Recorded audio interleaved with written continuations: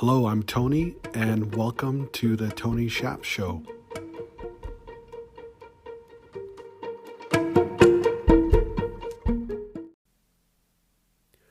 A while back, I was speaking to a business owner, and they were sharing this story with me that was quite interesting, yet painful. And here's what happened. So I'm going to share this with you so you could kind of be on the lookout. And if this ever happens to you, you'll know how to deal with it. So the specific issue they were having is it's during COVID, and despite businesses not doing well, his business is doing really well. So he had a spike in activity. So his normal processing volume per month was $100,000 on MRR. And he had a quick little launch, and he got some influencers to run with it. And next thing you know, he went up to $300,000. He went from $100,000 to $300,000 in MRR the same month. And their current credit card processor saw that, and some flags were raised, and they reached out to him. And simply put, he had the wrong phone number on file with his current credit card processor. So when they called, they were not able to get a hold of him. And they freaked out, and they held all of his money, and they've held it for approximately 25 days so far, all because of the fact of a loss in communication and transparency and assumptions being made. So the biggest thing is the credit card processor, when they called, they had the wrong phone number, and they didn't even attempt to email their client to get clarification. So this really falls down into communication and transparency. So let's talk about how you could avoid this challenge and what things you could do to make sure this doesn't happen to you.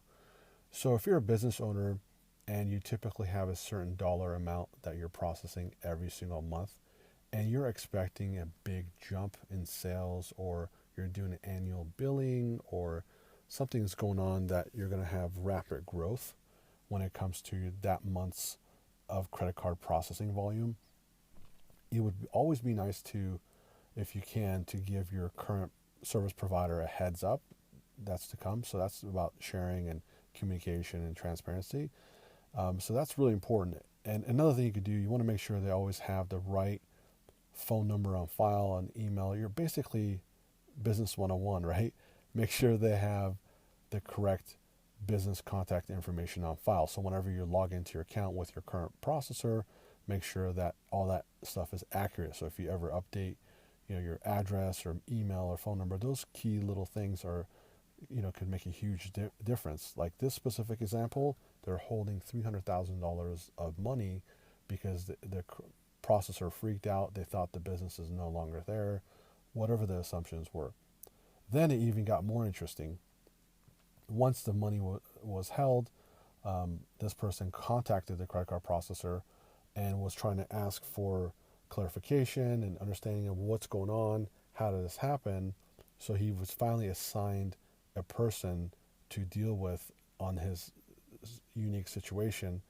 And once he started building momentum and emailing documentation to support that growth for that specific time period, that person he was working with went on vacation.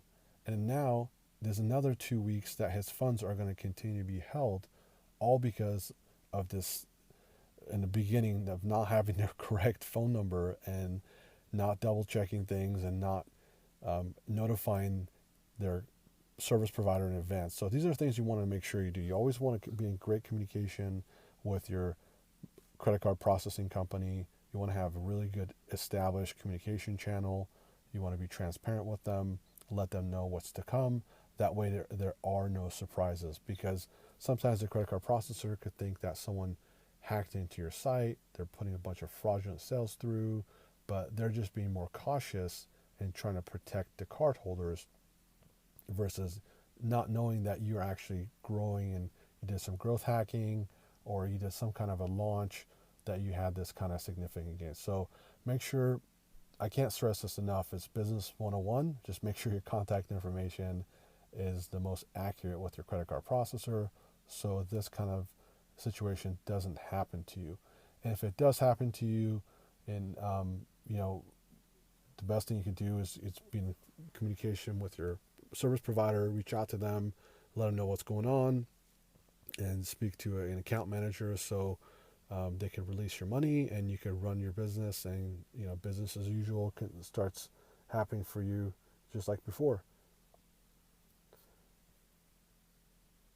And that's pretty much it for today. I hope you enjoyed it, and we'll see you next time.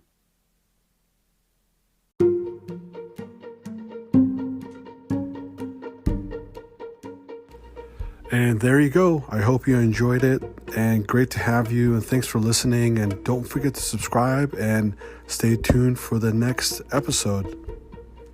Till next time, onwards and upwards.